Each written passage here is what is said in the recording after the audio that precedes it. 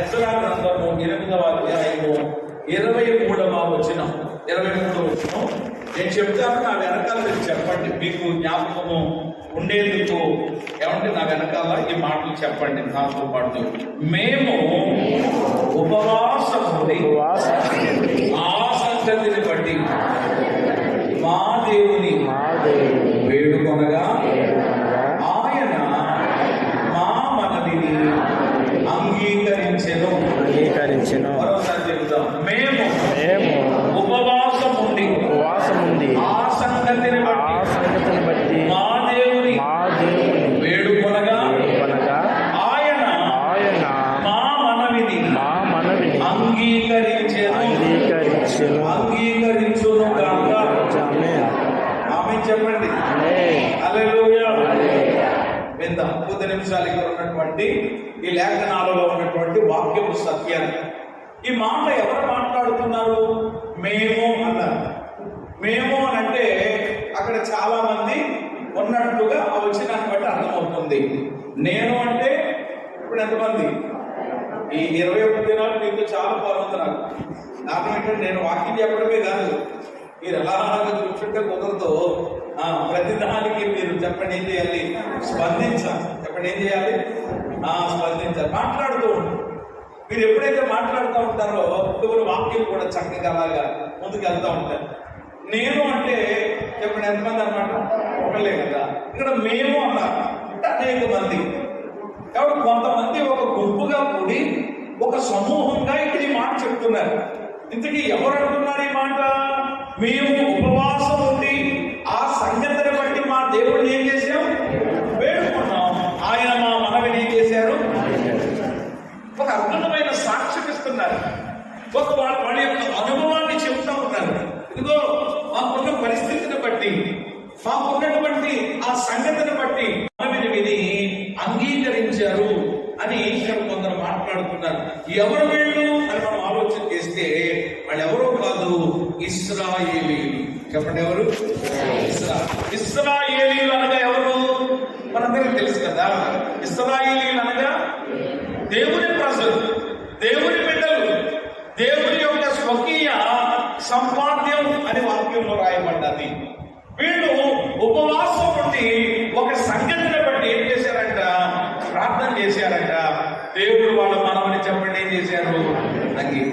21 దినాల కోడికల్లో కూడా మీలో చాలా మంది నేను అనుకుంటున్నాను, మీలో చాలా మంది నేను విశ్వసిస్తున్నాను, నేను ఎవరి నాకు కలుగుతుందన్నమాట ఆ ఆలోచన.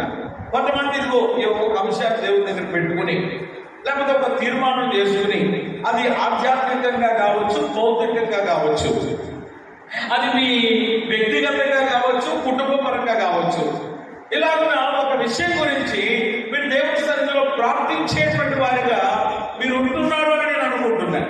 మంచిది. దేవుడి దగ్గర అలా ఒక విషయాన్ని మనము పెట్టాలి. ఎవరు మన ప్రార్థన విధానం కూడా ఒక పద్ధతిగా, ఒక క్రమమైనదిగా ఉన్నట్లయితే దేవుడు ఎవరు తప్పనిసరిగా ఎవరు మన జీవితాల్లో అద్భుతమైన కార్యాలు చేస్తారు. ఇక్కడ వీళ్ళు ఎవరు ఒక సంగతిని బట్టి దేవుడు వేడుకున్నారంట. ఏంటి ఆ సంగతిని బట్టి అనే మాట ఉంది. ఏ సంగతి? అసలు దేని గురించి వీళ్ళు ఉపవాసం ఉన్నారు? అసలు వీళ్ళు ఉపవాసం ఉండి దేని గురించి ప్రార్థన చేస్తున్నారు? ఈ మాట కూడా మనం ఈ యొక్క పాంప్లెట్, మనము ఈ యొక్క దినంలో కొరకైన పాంప్లెట్ పెట్టడం గ్రూప్ లో మీరు చాలా మంది చూస్తుంటారు, ఉన్నారనుకుంటున్నాను. అందులో పైన కూడా వాక్యం రాయించడం జరిగింది. ఎజ్రా 8:23 కాబట్టి అక్కడ వాక్యాన్ని పెట్టడం జరిగింది. అంటే దేవుడి సన్నిధిలో ప్రార్థన చేస్తున్నప్పుడు, ప్రభువా ఈ కూడికల నిమిత్తమై ఒక వాక్యాన్ని మీరు ఇవ్వండి అని ప్రార్థన చేసినప్పుడు దేవుడి మాట నాకు బయలుపరిచారు, ఈ మాట దేవుడు చూపించారు. అందుకని ఆ వాక్యాన్ని ఆ పాంప్లెట్ లో ఉంచడం జరిగింది. అలాగే మొట్టమొదటి రోజు కాబట్టి ఇదే సందేశాన్ని ఇందులో నుండే నేను మీకు అందించాలని దేవుని ఆత్మ ద్వారా నేను మీ ముందు నిలవబడి ఉన్నాను. వీళ్ళు ఒక సంగతిని బట్టి దేవుడు వేడుకుంటున్నారు ఉపవాసం ఉండి. ఏంటా సంగతి? దేని కొరకు అని మనం ఆలోచన చేస్తే, అందుకని 21 నుంచి నేను బాబు చేత చదివించడం జరిగింది. ఒకసారి మళ్ళా 21 వచనం కూడా చూడండి. 21 వచనం చదవండి ఎవరైనా. అప్పుడు దేవుని సన్నిధిని మమ్మును మేము దుఃఖపరుచుకుని మాకును మా చిన్నవారికి మా ఆస్తికి శుభ ప్రయాణము కలుగునట్టుగా అది కాదు ఆయనను వేడుకొనుటకు ఆహవా నది దగ్గర ఉపవాసముండుడని ప్రకటించి తిని. ఇక్కడ ఎస్రా ప్రకటిస్తున్నారనమాట. ఇదిగో నేను ప్రకటన చేస్తున్నాను, మీరు ఇలా చేయండి. ఏమైనా వీళ్ళు ఉపవాసం ఉండడానికి ఎక్కడ ప్లేస్ కూడా ఇక్కడ మెన్షన్ చేయబడింది. ఎక్కడ ఉన్నారంటే వీళ్ళు ఆహవా నది.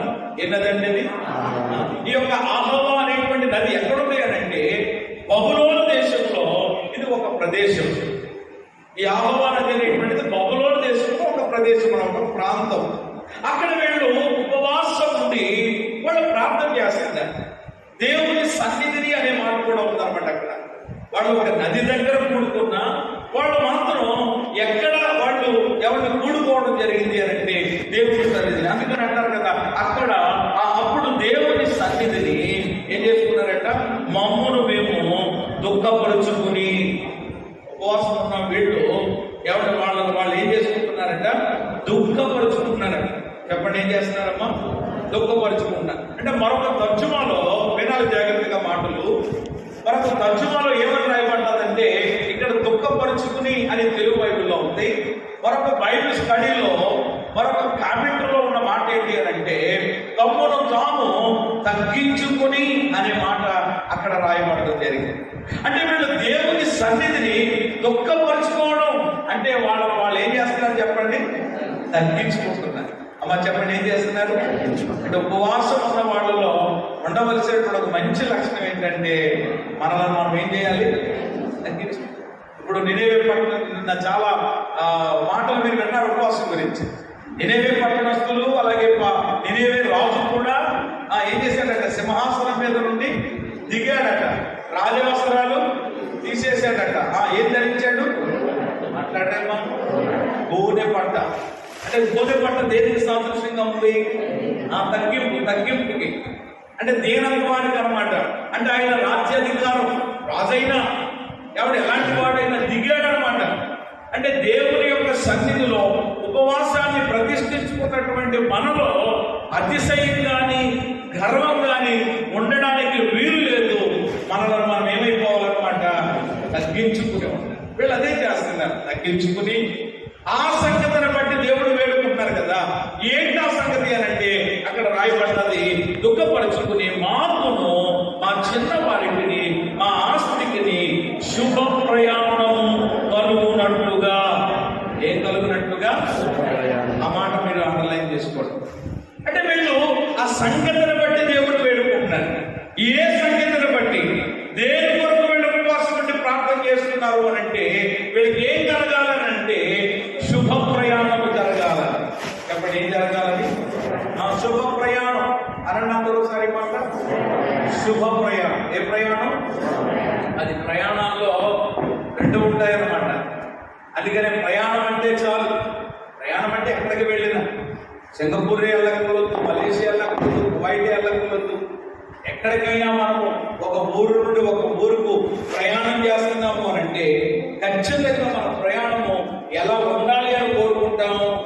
శుభంగా ఉండాలి, క్షేమంగా ఉండాలి, అది సఫలీకృతంగా ఉండాలి. కాబట్టి ప్రతి ఒక్కరు ఆశ అది. ఇంతకీ వీళ్ళు శుభ ప్రయాణం కలగాలని వాళ్ళు ఎందుకు దేవునికి ప్రార్థన విజ్ఞాపన చేస్తున్నారు అని అంటే ఇప్పుడు వీళ్ళు ప్రయాణంలో ఉన్నారు.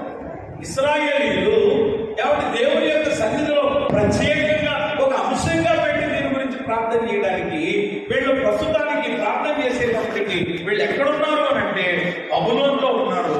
ఇప్పుడు బబులోనులో నుండి అంటే బబులోను యొక్క చెరలో నుండి ఎవరు విడిపించబడ్డారో ఇప్పుడు బబులోను యొక్క చెరలో నుండి విడిపించబడి ఇప్పుడు వాళ్ళు బయలుదేరి ఎక్కడికి వెళ్ళబోతున్నారంటే యెరూషలేముకు వెళ్ళబోతున్నారు. చెప్పండి, ఇప్పుడు ఎక్కడి నుంచి ఎక్కడికి వెళ్ళబోతున్నారు చెప్పాలి. ఎక్కడి నుంచి ఎక్కడికి?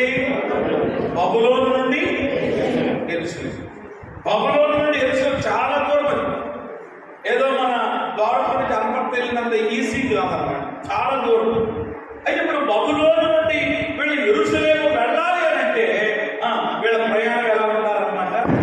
శుభంగా జరగాలి. ఎందుకు అంటే వీళ్ళ ప్రయాణంలో ఎన్నో ఆటంకాలు కలగవచ్చు, వీళ్ళ ప్రయాణంలో ఎన్నో ప్రమాదాలు ఎదురవచ్చు, వీళ్ళ ప్రయాణంలో ఎన్నో వీళ్ళని ఆటంకపరిచే వాళ్ళు రావచ్చు. కాబట్టి ఇంకా ఒకటి కాదు రెండుగా చాలా రావచ్చు. అందుకని వీళ్ళు ప్రత్యేకంగా దేవుని సన్నిధిలో ఆహ్వానాది దగ్గర ఉపవాసం ఉండి, ఓ నాయనా ఇదిగో చెరలో నుండి మమ్మల్ని విడిపించావు, మరలా మా యెరూషలేము పట్టణానికి మేము వెళ్ళబోతున్నాం, ఇదిగో ఇప్పుడు మేము బయలుదేరి వెళ్తుండగా మా ప్రయాణము ఎలా ఉండాలి? శుభంగా ఉండాలి. చెప్పండి, ఎలా ఉండాలి? శుభం జరగాలి, క్షేమం జరగాలి. ఎక్కడ ఏ విధమైన కీడుల్లో మేము పడిపోకుండా, ఎక్కడ ఏ విధమైన అపాయాల్లో చిక్కుకోకుండా, ఎక్కడ ఎటువంటి ప్రమాదాల్లో మేము పడిపోకుండా. ప్రయాణం అంటే అలా ఉంటుంది. ప్రయాణం అంటే ఈజీ కదా, చాలా చాలా ఎదురవుతూ ఉంటాయి కదా. కాబట్టి వీళ్ళు ప్రత్యేకంగా దేవుని సన్నిధిలో ఈ అంశం కొరకు, ఈ పరిస్థితి కొరకు వాళ్ళ ప్రయాణం దేవుని సన్నిధిలో తమను తాము తగ్గించుకుని దుఃఖపరుచుకుని ప్రార్థన చేస్తున్నారంట. ఏమంటే అద్భుతం ఏంటంటే దేవుడు వీళ్ళ ఉపవాస ప్రార్థనను చెప్పండి ఏం చేశారనమాట? అంగీకరించారు. అందుకనే వీళ్ళు ఇక్కడ 23 వచనంలో చెప్తున్నారు, మేము ఉపవాసం ఉండి ఆ సంగతిని బట్టి. ఏ సంగతి? ఆ సంగతి అంటే మళ్ళా అదే తెలియ చెప్పొద్దు. ఆ సంగతి అంటే ఏ సంగతి? వాళ్ళ బయలుదేరి వస్తున్న ప్రయాణం. బబులోను నుండి యెరూషలేముకు బయలుదేరి వస్తున్నారు కాబట్టి ఈ ప్రయాణం క్షేమంగా జరగాలి. ఎవరు వచ్చేటప్పుడు కూడా మామూలుగా రావట్లేదు, వాళ్ళు బంగారు వస్తువులు పట్టుకుని వస్తున్నారు. అంటే అంతకుముందు యెరూషలేమును ముట్టడి వేసి బబులోను యొక్క రాజు ఏం చేశాడనమాట? మందిరంలో ఉన్నటువంటి, అంటే చరిత్ర తెలిసిన వాళ్ళు చదివిన వాళ్ళకి అర్థమవుతారు, మందిరంలో ఉన్నటువంటి ఏంటంటే అవి ఉపకరణములు, మందిరంలో ఉన్నటువంటి విలువైనటువంటి ఏమంటే ప్రతిష్టమైనటువంటి బంగారంలో ఉన్నటువంటి అనమాట. ఇవన్నీ ఏమండి అంతకు ముందు ఆ బబులోనీయులు వచ్చి ఏం చేశారనమాట? అన్నీ తీసుకెళ్ళిపోయారు. మరలా అద్భుతం ఏంటంటే దేవుడు మరలా ఆ పోయినదంతా వీళ్ళకి సమకూరుస్తుంది. అధ్యాయం తర్వాత ఇంటికి వెళ్ళిన తర్వాత మీరు చదవండి. అంటే వాళ్ళు తిరిగి వస్తున్నప్పుడు వాళ్ళ దగ్గర వాళ్ళ సంచుల్లో చెప్పండి ఏమున్నాయన్నమాట? ఏమున్నాయి? కాబట్టి ఒక 100 రూపాయలు ఉంటేనే చాలా మంది ఏమైపోతారు, 100 రూపాయలు 10,000 రూపాయలు పట్టుకుని వెళ్ళడానికి కొంతమంది ఏమైపోతారనమాట? ఎంత ఇదైపోతారు, ఏం చేస్తారో, ఏం జరుగుతుందో. అందులోకి ఈ రోజులు చాలా భయంకరంగా ఉన్నాయి అనే ఒక ఆలోచనతో ఉంటుంది కదా. అంటే వీళ్ళ దగ్గర ఖరీదైన సామాన్లు ఉన్నాయి, అందులోకి ఖరీదు అలా ఉంచండి. అవి ఎక్కడ ఉండేటువంటి వస్తువులు అనమాట? చెప్పండి, ఎక్కడ ఉంటాయి? అంటే మరలా అవి చక్కగా వీళ్ళు భద్రంగా ఎక్కడికి చేర్చాలన్నమాట? బాధ్యత మీద. అందుకనే ప్రభా ఈ మధ్యలో మాకు ఎక్కడ ఇటువంటి ఇబ్బందులు రాకూడదు, ఎక్కడ ఇటువంటి సమస్యలు రాకూడదు, సహాయం చేయమని ప్రార్థన చేస్తే దేవుడు వాళ్ళ ప్రార్థన విన్నారు. అందుకని ఇక్కడ వాడు సాక్ష్యం ఇస్తూ మేము ఉపవాసకుండా సంగతిని బట్టి మా దేవుడు వేడుకొనగా ఆయన మా మనవిని చెప్పండి ఏం చేశాను? అంగీకరించాను. అంటే నిజముగా హృదయపూర్వకంగా యథార్థంగా దేవుడి సన్నిధిలో ఒక సంగతిని పెట్టి, ఒక విషయాన్ని పెట్టి మనం ప్రార్థన చేస్తే తప్పకుండా ఈరోజు మనం ఆరాధిస్తున్నటువంటి దేవుడు మన మనవులను ఆలకించే దేవుడు, అంగీకరించే దేవుడు. ఆమె చెప్పడం హల్లెలూయా. అయితే ఇప్పుడు మీరు అనొచ్చు, పాస్టర్ గారు వాళ్ళు ఏదో ప్రయాణం చేస్తున్నారు కాబట్టి, వాళ్ళు ఏదో చాలా ప్రజలతో ఏమంటే లక్షల మంది ప్రజలు బయలుదేరి వెళ్తున్నారు కాబట్టి ఒకవేళ ప్రార్థన చేసేరేమో. మాకే ప్రయాణాలు ఉన్నాయండి, మేము ఎక్కడికి వెళ్తామండి? మహా అయితే ఏమంటే వెళ్తే ఒకవేళ రాజమండ్రి వెళ్ళి, కాకినాడ వెళ్ళి అంతే తప్ప ఏముందనుకో. మేము ఎక్కడికి వెళ్తామని మేము ఉపవాసం ప్రత్యేక ప్రార్థన చేయాలంటే ఒక్క మాటలో ఆలోచన చేస్తే, విశ్వాసులైనటువంటి మనమందరం వింటున్నారా జాగ్రత్తగా?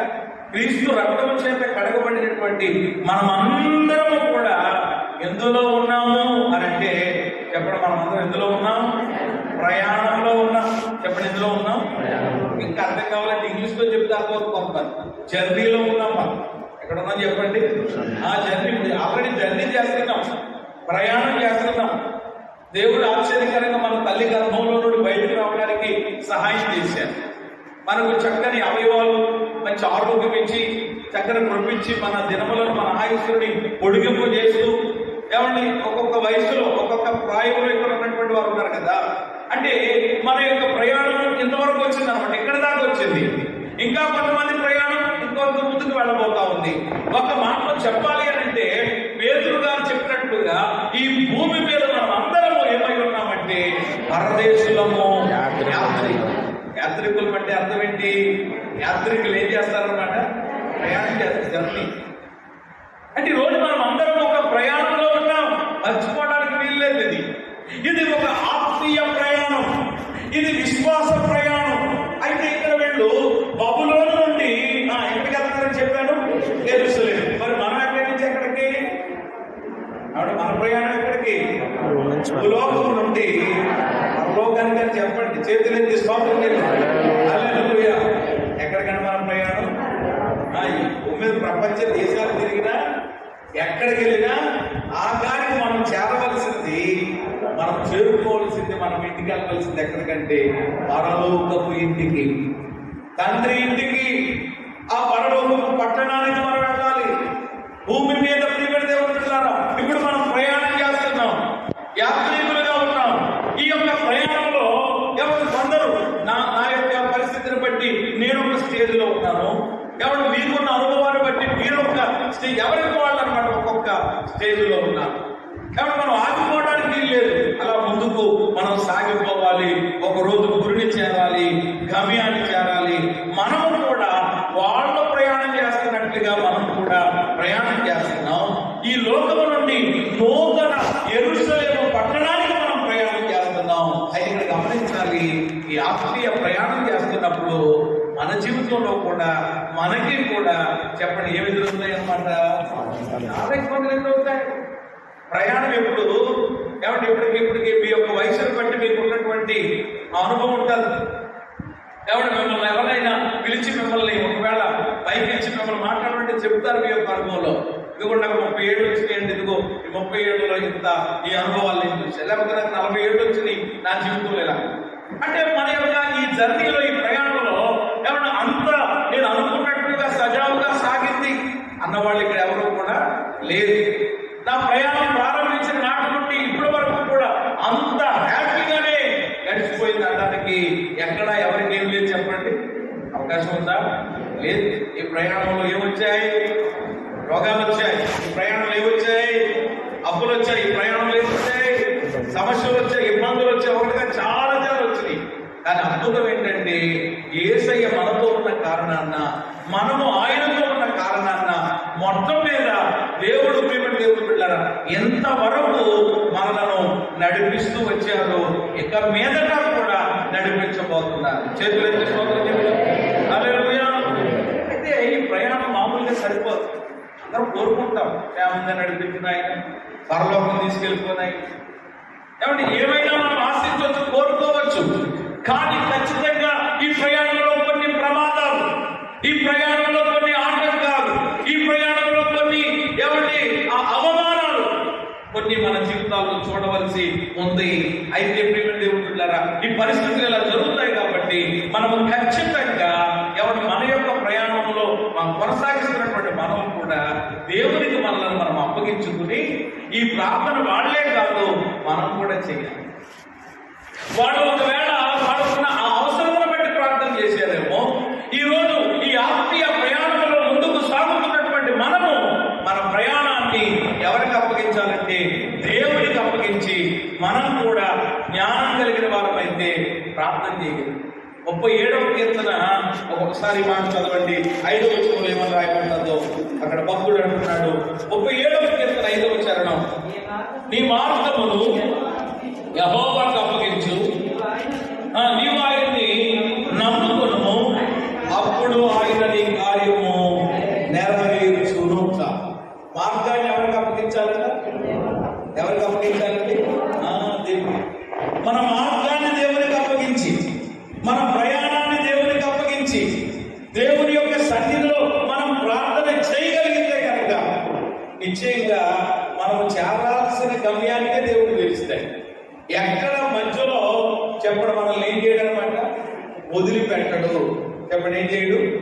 మధ్యలో చాలా మంది మనల్ని ఏం చేయొచ్చు, మాట్లాడమ్మా, ఇక్కడ చాలా మంది ఉండొచ్చు, భర్త మధ్యలో మిమ్మల్ని విడిచిపెట్టి వెళ్ళిపోవచ్చు, మీ భార్య మధ్యలో మిమ్మల్ని విడిచిపెట్టి వెళ్ళిపోవచ్చు, మీ పిల్లల మధ్యలో మిమ్మల్ని విడిచిపెట్టి వెళ్ళిపోవచ్చు. ఎంతో మంది అంటే ఈ బంధాలు బాంధవ్యాలు అనేటువంటివి ఎప్పటికీ ఎప్పటి ఏం కాదనమాట. కొంతమంది ఇవే సాక్షులు అనుకుంటారు, ఇవే కాదుగా ఏమంటే ఏదో ఒక రోజు నాడు ఎడబాటు కలుగుతుంది ఖచ్చితంగా. ప్రేమ యేసుని ప్రేమ అనే పాట అద్భుతమైన పాట. అది ఆ పాట అంతా కూడా ఏమండి తెలియజేసే ఒక అద్భుతమైనటువంటి సత్యం ఏంటంటే అన్నదమ్ములు ఉన్నారు, అందులో తల్లిదండ్రులు ఉన్నారు, భార్య భర్తలు అన్ని సంబంధాలు ఉన్నాయి.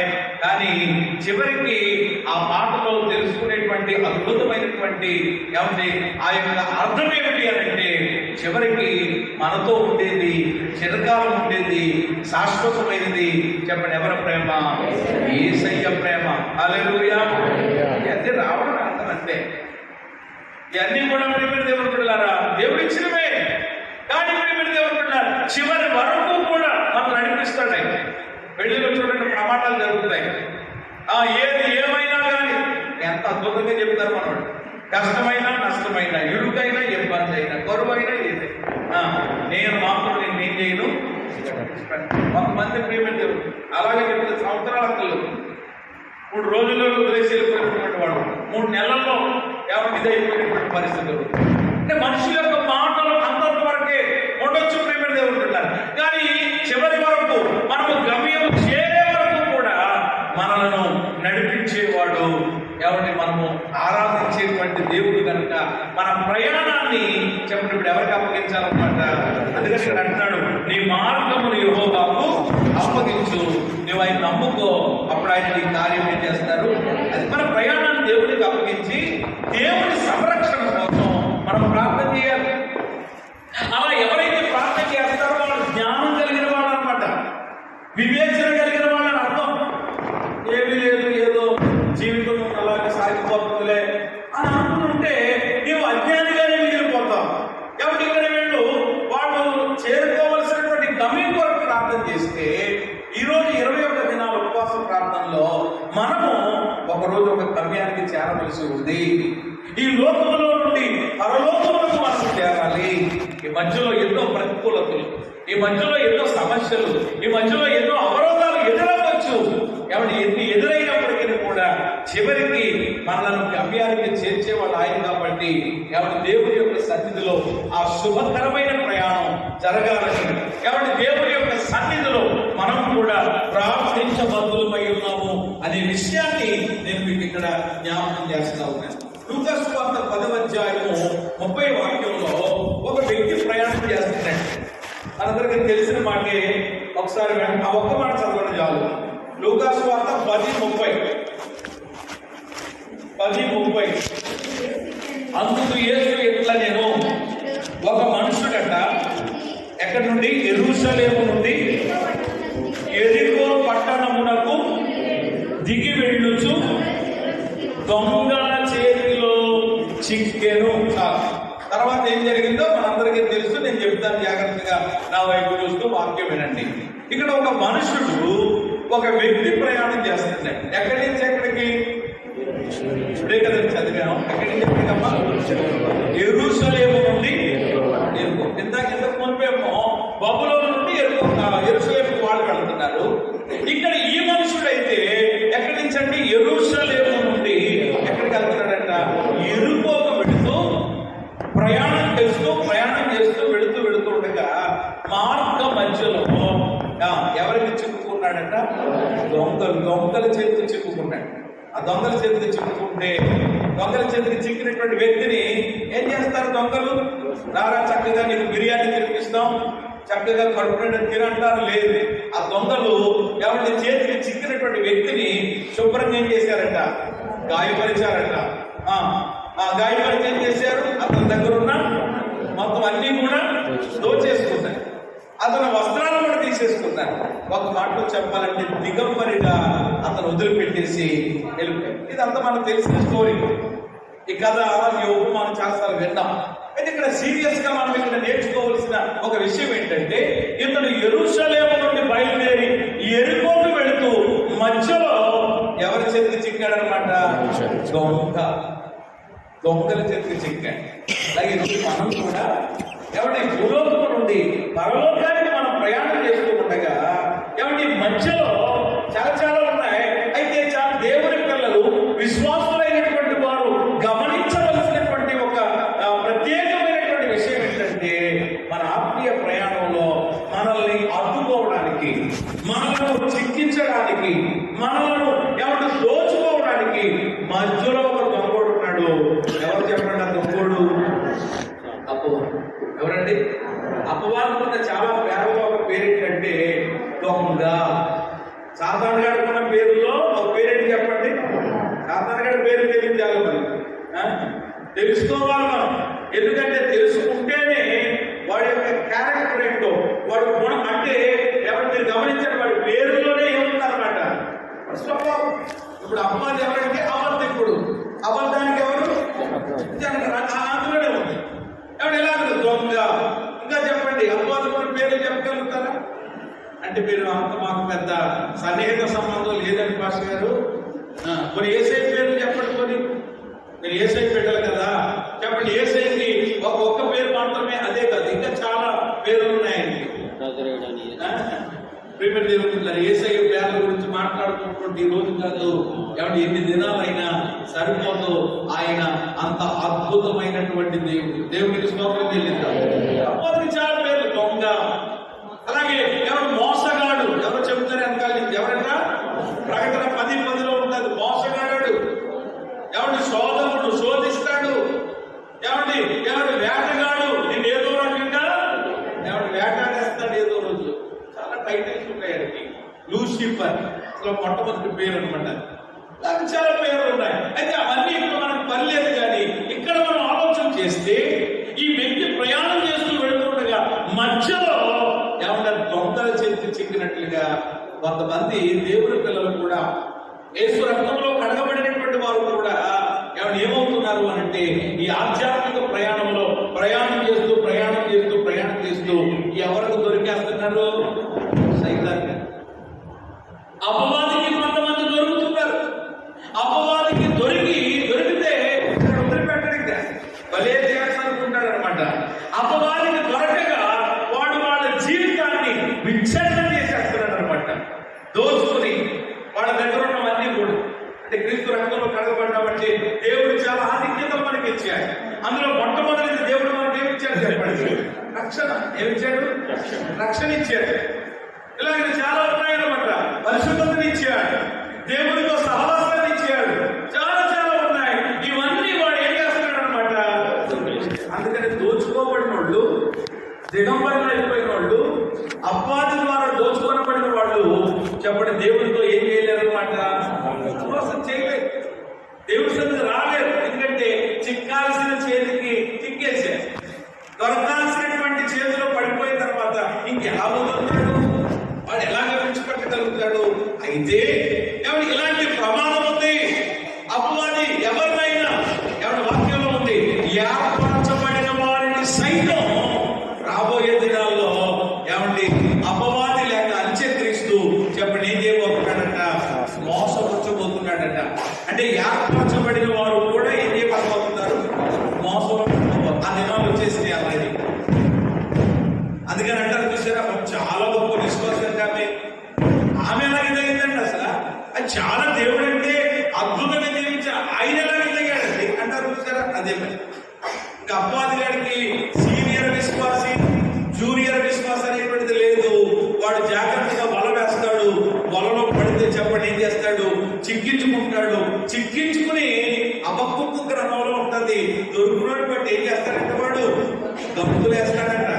చెప్పండి ఏం చేస్తాడు? దొరికినోడిని బట్టి బాగా భలేగా దొరికాడు. ఎవరిని పట్టాలని పట్టాను, ఏ అమ్మని పట్టాలో అమ్మని పట్టాను, ఏ నాయన పట్టాలా నాయన ఎవరిని పట్టాలని పట్టానని చెప్పి పొట్లో వేసుకున్నానని వాడేమో గంతులు వేసుకుని సంతోషపడుతుంటే క్రీస్తు రక్తమిచ్చి కొనుక్కున్నాడు కనుక వాళ్ళని బట్టి దేవుడు చెప్పండి ఏం చేస్తాడు? వేదన చెందుతాడు. సేవకుడు వేదన చెందుతాడు, దుఃఖపడతాడు. కాబట్టి ఈ ప్రమాదం ఉంది. కాబట్టి ఏమంటే అపవాది ఎవరినైనా, ఎవరినైనా, ఏమండి మరి సహోదరులైనా ఎవరినైనా వాడు చిక్కించుకోగలడు. కాబట్టి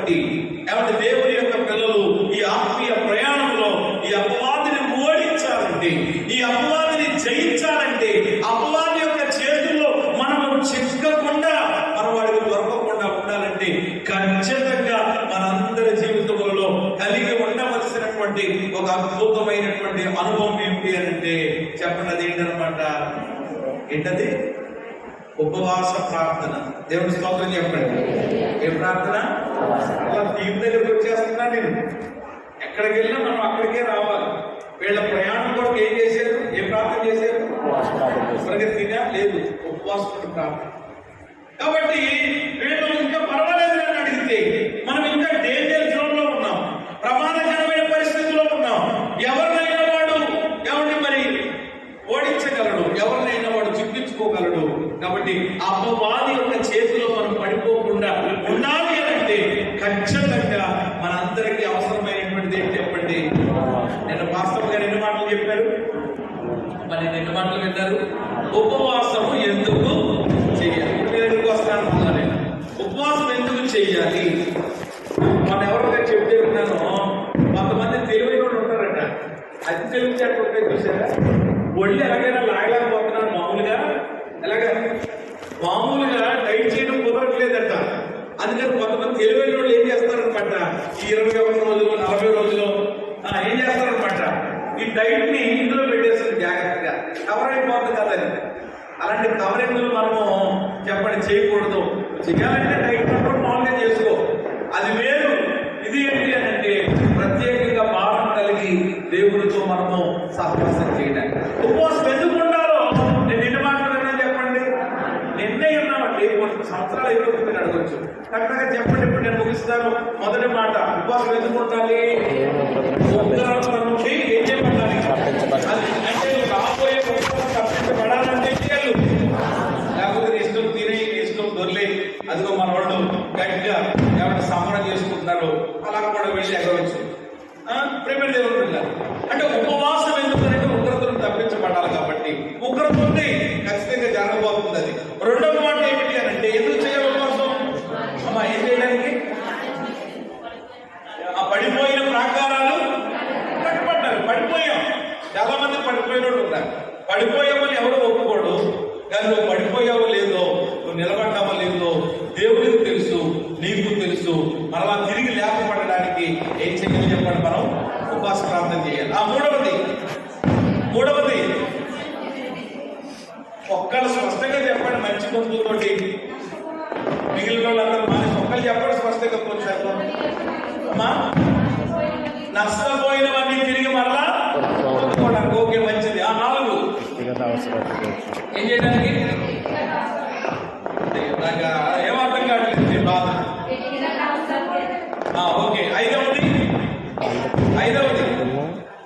పోస్ట్ ఎందుకు ఉండాలి? ఐదవది అమ్మా, బంధకాలలో నుండి ఏం పొందడానికి విడుదల. ఆరవది సరే, డైరీ తీయాలన్నమాట, పుస్తకం తీయాలన్నమాట. అంటే నిన్న మాటలు ఏమంటే ఈ రోజుకి మీకు గుర్తులేవంటే ఈ రోజు మాటలు రేపు గుర్తుంటాయనేటువంటి నమ్మకం నాకు లేదు.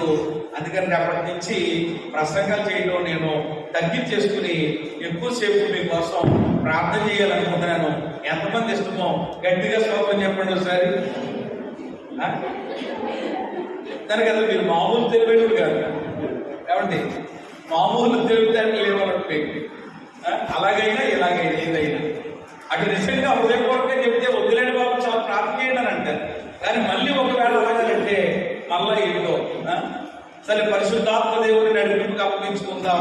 దేవుడు మనల్ని ఎలాగ నడిపిస్తే ఆరాధన 21 దినాలు పరిశుద్ధాత్మ దేవుని యొక్క అధికారంలో మనమందరము నడిపించబడుతుంది కాక దేవుని స్తోత్రం చెల్లిద్దాం.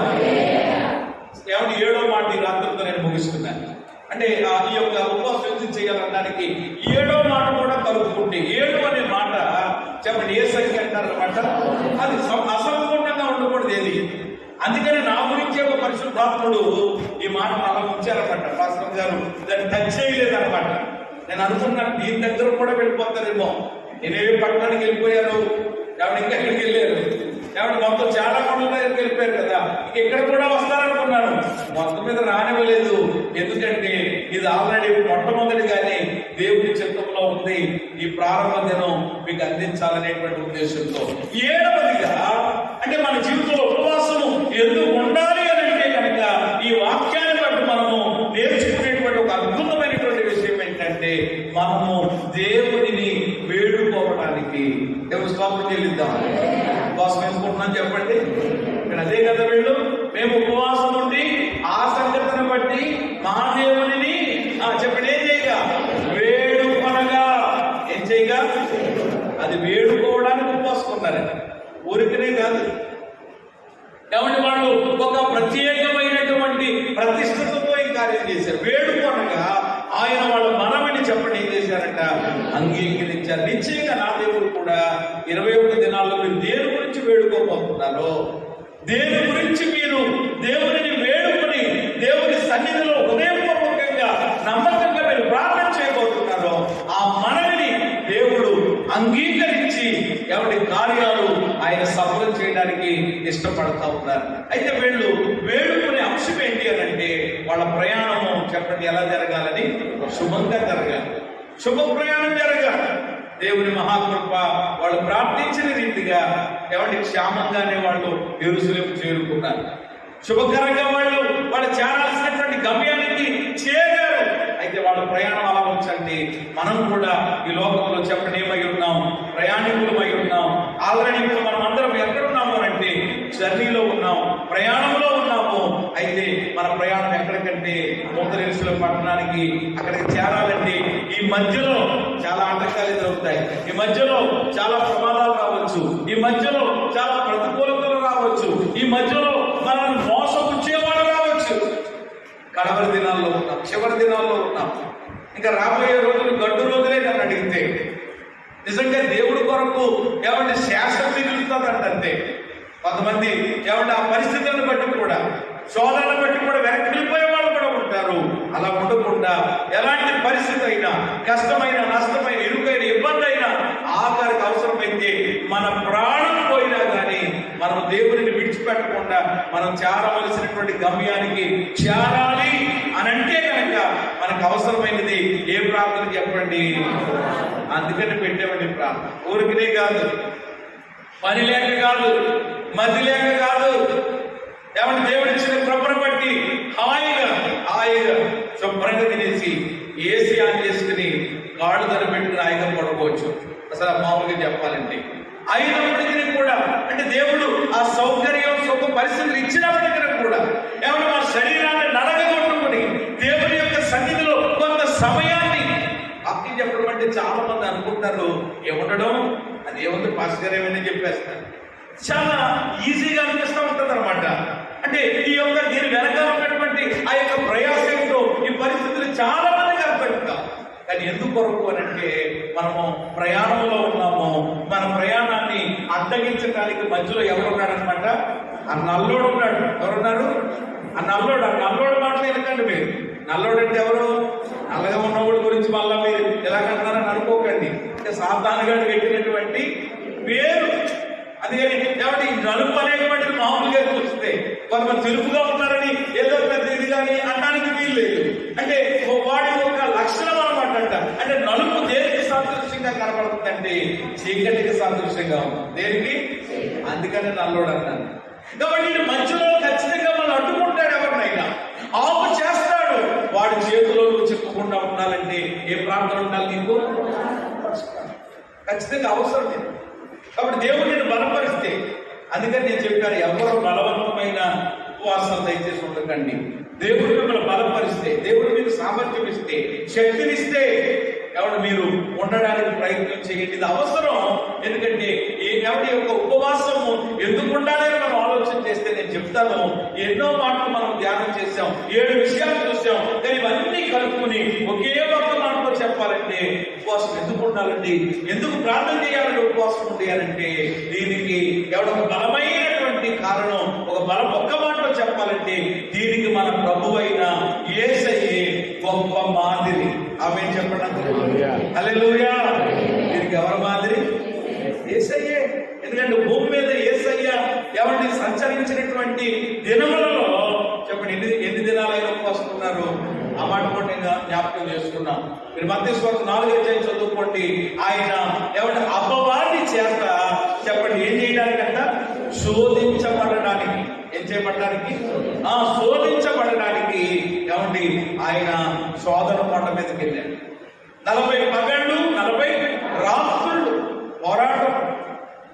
ఏమైనా సాతాను ఆయా రీతిగా శోధించాడు. శరీరాశ, నేత్రాశ, జీవపు డబ్బంతో ఏమన్నా ఆయన పడగొట్టాలనుకున్నాడు. అది అద్భుతం ఏంటంటే యేసయ్య ఏమన్నా 40 దినములు కూడా ఉపవాసం ఉండి ప్రార్థించడం ద్వారా సాతానుని చెప్పండి యేసయ్య ఏం చేశాడు? ఓడించాడు. సాతానుని జయం పొందుకున్నాడు. ఆయన విజయం పొందుకున్నాడు. ఆయన విజయశీలుడై ఏమన్నా ఆయన కొండ మీద నుండి దిగొచ్చాడు. దిగొచ్చిన తర్వాత అద్భుతాలు జరిగినాయి, ఆశ్చర్య కార్యాలు జరిగినాయి. మనందరి కొరకు శిలువ మరణం ఉంది. పునరుద్ధానుడై ఆయన తిరిగి లేచి పరలోకానికి వెళ్ళడానికి కారణం ఏంటి అని అంటే ఉపవాస ప్రార్థనలో ఉన్న శక్తి. ఉపవాస ప్రార్థనలో ఉన్న శక్తి చాలా గొప్పది. కనుక దేవుని బిడ్డలారా, దేవుడు మనకి ఇస్తున్నటువంటి మంచి అవకాశాలు ఇవి, ఎవరు మంచి సమయాలు ఇవి. దయచేసి ఎవ్వరూ కూడా వీటిని మీరు ఎవరు దుర్వినియోగపరచుకోకండి, సద్వినియోగం చేసుకోండి. ఇక్కడ ఇశ్రాయేలీయులు అంటున్నటువంటి మాట, మేము ఉపవాసం ఉండి ఆ సంగతిని బట్టి మా దేవుడిని వేడుకుంటే ఆయన మా మనవని ఏం చేశారు? అంగీకరించి వాళ్ళు వెళ్ళాల్సినటువంటి గమ్యానికి వాళ్ళని చేర్చారు. శుభ ప్రయాణం జరిగింది వాళ్ళకి, క్షేమకరమైన ప్రయాణం జరిగింది వాళ్ళకి. అలాగే ఈ ఆత్మీయ ప్రయాణంలో ఎన్నో ప్రతికూలతలు మనకు ఎదురవుతాయి, ఎన్నో ఆటంకాలు వస్తాయి. మేము చెప్పాలంటే అపవాది, ఆ దొంగోడు మధ్యలో ఖచ్చితంగా ఏదో రకంగా మనల్ని చిక్కించుకోవాలని, ఎంతటి వ్యక్తినైనా కానీ పడగొట్టాలని, అక్కడికి యేసయ్యనే శోధించి పడేయాలనుకున్నాడు కదా. ఏమండి యేసయ్యనే ఎవరిని శోధిస్తే ఈరోజు మనం ఎంత చెప్పాలంటే, కాబట్టి ఎవరిని సాతానును ఓడించాలంటే, సాతాను మీద జయాన్ని విజయాన్ని మనం పొందాలి అంటే ఖచ్చితంగా ఉపవాస ప్రార్థన మనకి ఎంతో అవసరం. కనుక ఎవరు మనం కూడా ఎవరు మీ యొక్క కుటుంబాలలో ఉన్న పరిస్థితులను బట్టి, ఎవరిని ఏ విధమైనటువంటి జటిలమైన కఠినమైనటువంటి పరిస్థితుల్లో మీరు ఇబ్బంది పడుతున్నారో ఆ విషయాలను బట్టి కూడా ఉపవాసం విశ్వాసంతో ప్రార్థన చేస్తే దేవుడు అద్భుతమైనటువంటి విజయాలు, అద్భుతమైనటువంటి కార్యాలు మన జీవితాల్లో జరిగించబోతున్నారు. కాబట్టి వాళ్ళు ఉపవాసం ఉండి దేవుడిని వేడుకున్నట్లుగా 21 దినాలు దేవుడిని వేడుకుందాం, ప్రభు పాదాలు పట్టుకుని బ్రతిమలాడుకుందాం, గొప్ప కార్యాలు మన జీవితాల్లో పొందుకుందాం, చేరాల్సిన గమ్యానికి చేరుదాం. అలాంటి కృప దేవుడు మనందరికీ దయచేయుగాక. ఆమేన్. కొద్ది నిమిషాలు ప్రార్థన చేసుకుందాం.